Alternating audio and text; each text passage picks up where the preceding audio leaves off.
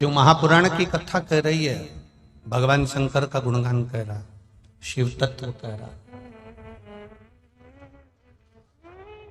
मनुष्य का काम है आपको दुख देना, मनुष्य का काम है आपको तकलीफ देना, संसार के लोगों का काम है किसी न किसी रूप में आपके चरण को खींच कर नीचे लाना। पर उस महादेव का काम है आपने जिस हाथ से जल चढ़ाया है उस हाथ को पकड़कर आगे तक लेकर जाना, मंजिल तक पहुंचा। ये मेरे महादेव का कार्य है, ये मेरे शिव का कार्य है।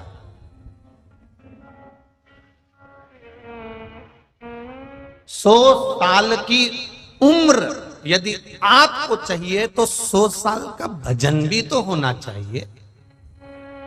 अब 100 साल का एक सहज सी बात है, आप किसी के मिलने के लिए जाओ और उसको सिर पे रख के पल्लू और पांव पड़ो और वो तुमको आशीर्वाद दे 40 साल जियो।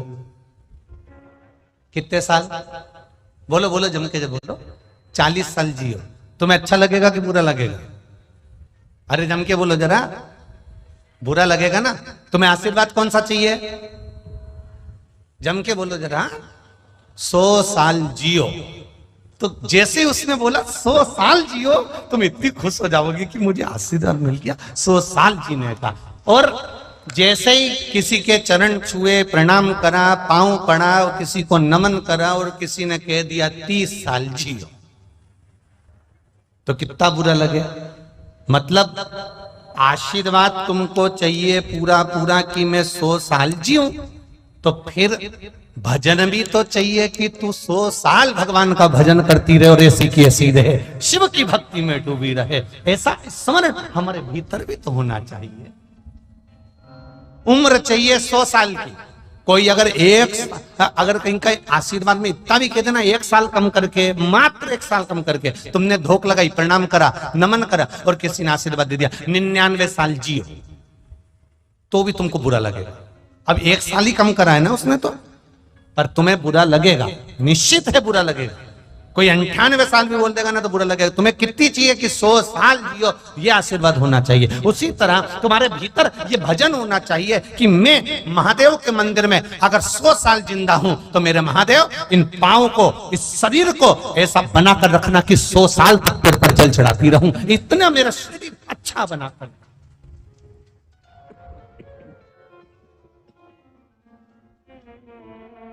100 साल तक मैं आपके मंदिर आती रहूं।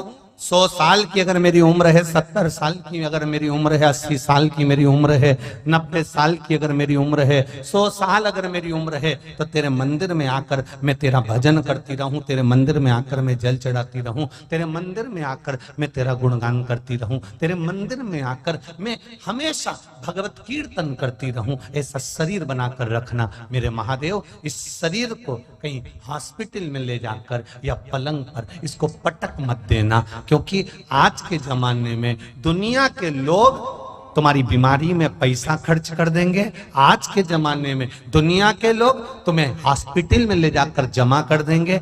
आज के जमाने में दुनिया के लोग तुम्हारे लिए सब कुछ कर देंगे, पर तुम्हारे कष्ट को तुम्हें अकेले को भोगना पड़ेगा। इसलिए पलंग पर मत पटकना, तेरी शरण में पटकना। इतनी कृपा बना।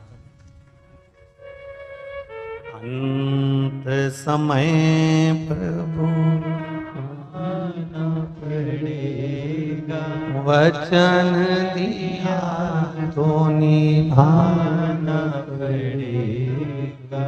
आए ना आए प्रभु कुटुंब कबीला, अंत समय आना पड़ेगा।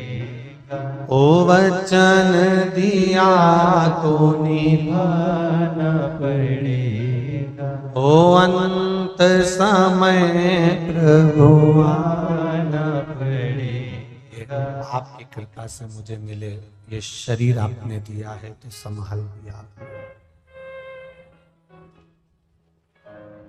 कोई दूसरा नहीं संभाल। कहा भगवान देवादिदेव महादेव, माता उमा तप कर रही है,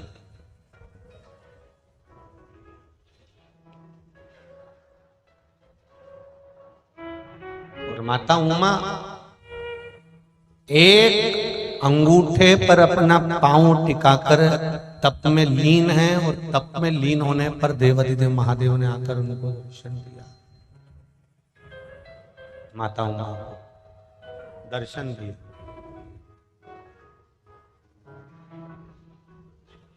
और दर्शन दिया। माता उमा ने मांगा क्या कि ये संपूर्ण ब्रह्मांड में देवताओं के पास में नवनिधियां हैं, नवनिधि केवल देवताओं के पास में विराजमान है। संसार के किसी व्यक्ति के पास में नवनिधि नहीं है। अगर नवनिधि होती तो शायद इनकी जिंदगी में कभी दुख नहीं आता, इनके जीवन में कभी तकलीफ नहीं आती, इनके जीवन में कभी कष्ट नहीं आता अगर नवनिधि इनके पास में होती।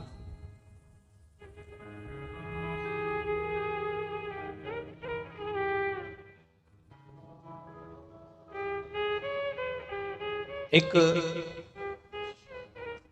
शमी का पुष्प होता है, करें दर्शन किसी ने? किस किसने देखा है? देखा है आप लोगों ने? हल्का सा नीला कलर उसका होता है, करें दर्शन।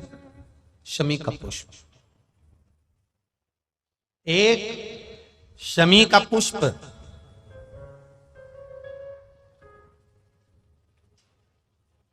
12 महीने की शिवरात्रि आती है। 12 महीने एक ठेला चलाने वाला, रोड पर बैठकर कपड़े बेचने वाला, ट्रेन में एक साधारण सा व्यक्ति जो भिक्षा भी मांग रहा हो, ऐसा साधारण से साधारण व्यक्ति भी अगर शमी के पुष्प को 12 महीने जो शिवरात्रि आती है, उस शिवरात्रि पर बस शाम के समय पर प्रदोष काल में एक शमी का पुष्प यदि समर्पित करना चालू कर दे तो मेरा महादेव उसका हाथ पकड़कर उसकी उन्नति की ओर उसको ग्रहण कर देता, नीचे आ ही नहीं सकता। पंच पुष्पों का व्याख्यान हमारे यहाँ शिव महापुराण करती है। कितने पुष्प? जम के बोलो जरा ऐसा। पंच पुष्प।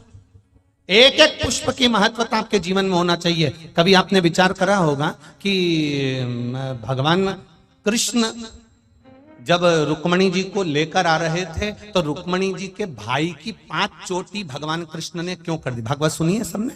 तो भगवान कृष्ण ने रुक्मणी जी के भाई की रुक्म बाहु की ये 5 चोटियां क्यों कर दी? और आखिर 5 चोटी, गला पकड़ रहा है बेटा, उसको देखो जरा।